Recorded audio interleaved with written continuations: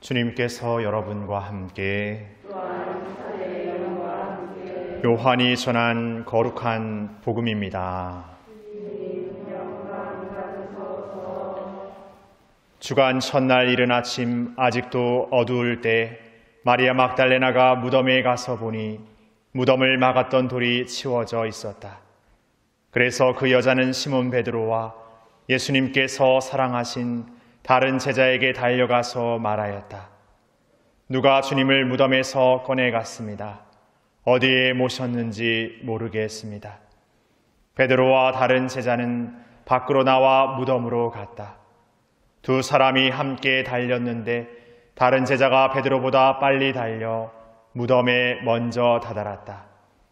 그는 몸을 굽혀 아마포가 놓여있는 것을 보기는 하였지만 안으로 들어가지는 않았다. 시몬 베드로가 뒤따라와서 무덤으로 들어가 아마포가 놓여있는 것을 보았다. 예수님의 얼굴을 쌌던 수건은 아마포와 함께 놓여있지 않고 따로 한 곳에 개켜져 있었다. 그제야 무덤에 먼저 다다른 다른 제자도 들어갔다. 그리고 보고 믿었다. 사실 그들은 예수님께서 죽은 이들 가운데에서 다시 살아나셔야 한다는 성경 말씀을 아직 깨닫지 못하고 있었던 것이다.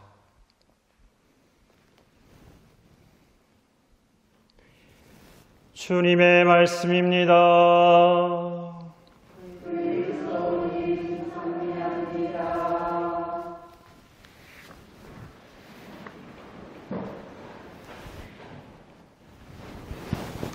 찬미 예수님, 부활 축하드립니다. 여기 계신 분들은 누군가가 부활 축하합니다 이렇게 하면은 그 말이 어떤 느낌으로 들려요? 저는 처음에 신앙생활을 얼마 하지 않았을 때 부활 축하합니다 이렇게 하니까 왜 나한테 부활을 축하하지? 예수님이 부활하셨는데 왜 나한테 부활을 축하한다 그러지? 이렇게 좀 갸우뚱했던 기억이 있습니다. 근데 그 갸우뚱은 시간이 지나서도 괜히 이렇게 멋쩍게 부활 축하드립니다 이런 말을 하면서도 뭔가 어딘가 이렇게 낯간지러스러운 그런 마음의 생각들이 이렇게 들 때가 좀 있었던 것 같습니다.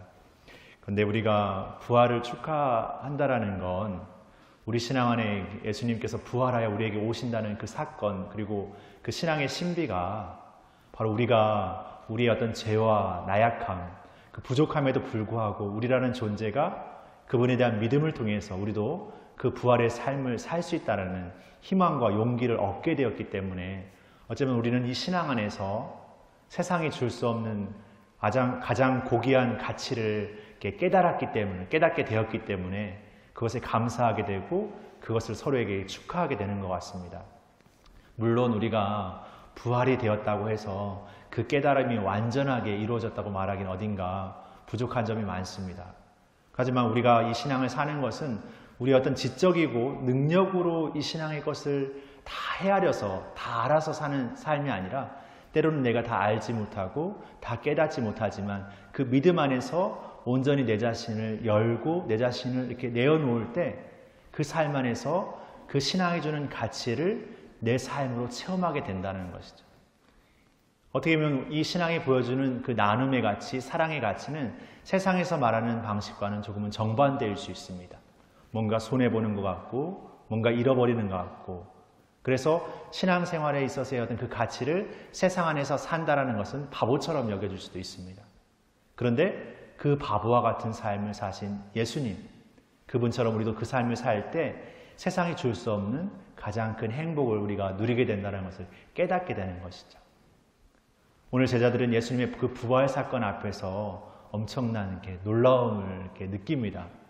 우리가 놀라워한다는 것은 내가 생각지 못했던 일들, 내가 어떤 내 생각의 범주에 있지 않은 어떤 일들을 이렇게 경험하게 될 때 놀람을 느끼죠.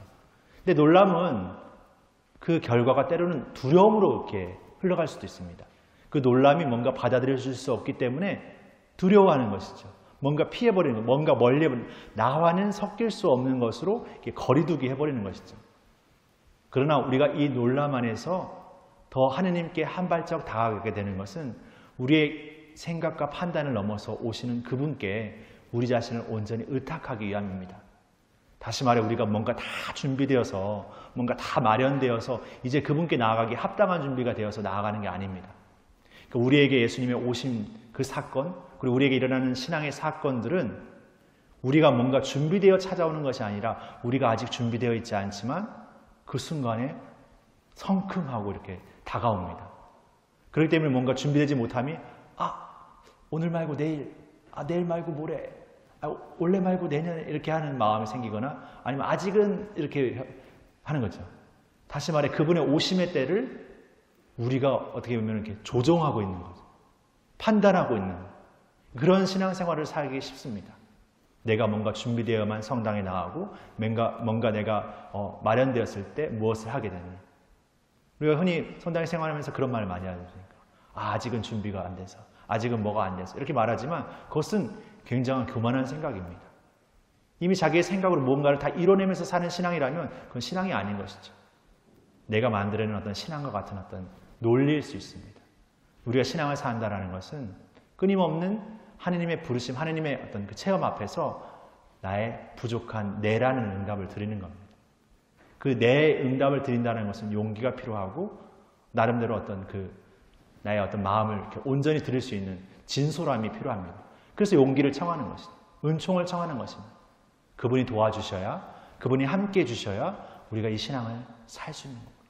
부활의 신앙은 내 어떤 머리로서 이해하는 신앙이 아니라 내 삶에서 그분의 기쁨의 선포처럼 내가 다른 이들을 향해서 온전히 내어주는 삶을 통해서 만나게 되는 체험의 사건입니다. 그렇기 때문에 부활은 그분만의 부활의 사건이 아니라 우리 자신이 예수님을 만나 예수님과 같은 존재로 완전히 변화되어 버리고 그 삶을 삶에서 살아남으로써 내가 느끼지 못했던 가장 큰 삶의 기쁨을 얻어 누리게 되는 것. 그래서 우리는 서로에게 부활을 축하드립니다라고 이렇게 말할 수 있는 것 같습니다. 이 부활에 좋은 시가 있어서 여러분들에게 나누면서 강론을 마치고 싶습니다. 예전에 제가 신학교 때 어떤 교수 신부님이 이렇게 읽어주셨던 시입니다. 같이 묵상하시면서 강론을 마치겠습니다. 내 가슴에 부활하소서. 최요섭. 주님, 내 가슴에 부활하소서. 주님 오셔야 나도 살겠고, 주님 오셔야 희망을 가져볼 수 있고, 주님 오셔야 미움을 잊겠고, 주님 오셔야 고운 말을 할 수 있겠고, 주님 오셔야 사람다운 사람이 될 수 있겠사오니, 주님 내 마음속에 부활하시옵소서.